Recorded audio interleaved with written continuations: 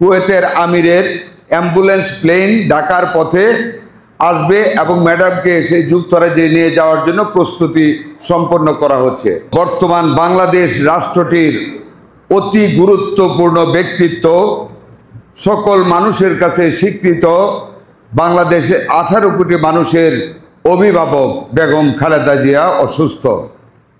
ওনাকে যুক্তরাজ্যে উন্নত চিকিৎসার জন্য নিতে মেডিকেল বোর্ড, যারা চায়না থেকে এসেছেন, যারা যুক্তরাজ্য থেকে এসেছেন, যারা যুক্তরাষ্ট্র থেকে এসেছেন এবং আমাদের দেশি ডাক্তারদের সমন্বয়ে গঠিত বোর্ড, ওনার শারীরিক অবস্থা মেডিসিনের কাছে রেসপন্সিভ, মানে চিকিৎসা নিচ্ছেন বিদায় ওনাকে উন্নত চিকিৎসার জন্য বিদেশ নিতে ওনারা পরামর্শ দিয়েছেন বিদায় কুয়েতের আমিরের অ্যাম্বুলেন্স প্লেন ঢাকার পথে আসবে এবং ম্যাডামকে সেই যুক্তরাজ্যে নিয়ে যাওয়ার জন্য প্রস্তুতি সম্পন্ন করা হচ্ছে।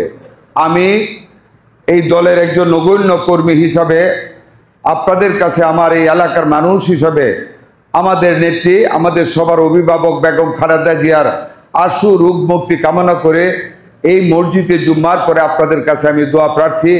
আমি আশা করি আপনারা আমাদের নেত্রী বেগম খালেদা জিয়ার জন্য হুজুরের সাথে দোয়া করবেন, আল্লাহ যেন সুস্থ করে আমাদের অভিভাবককে আল্লাহ যেন আমাদের কাছে ফিরিয়ে দেন।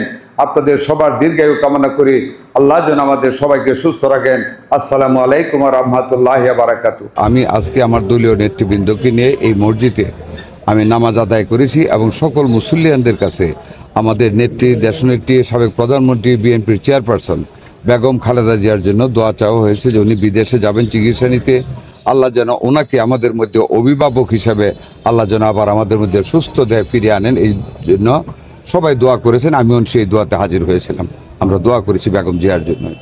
সার্বভৌমত্বটাকে যেন আল্লাহ তাআলা অক্ষুণ্ণ রাখেন, ওনার নেতৃত্ব, ওনার ব্যক্তিত্ব, সেই জন্য দোয়া করবো।